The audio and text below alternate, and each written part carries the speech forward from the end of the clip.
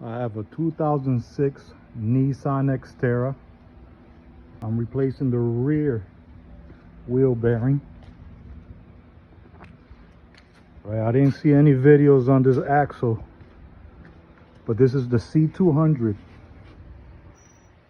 To remove the wheel bearing, you have to remove this gear.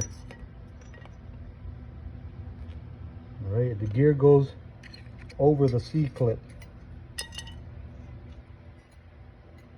so you can take it. So you can take the axle out. It's right behind. It's right under this gear. What I did, I flipped the axle around, upside down, stood it up. All right, use a torch. It kept heating the gear all around. Keep heating it, and eventually it's gonna slide down on its own. Once you do, it's gonna expose that clip. You can take off the clip, and then you can press out the axle.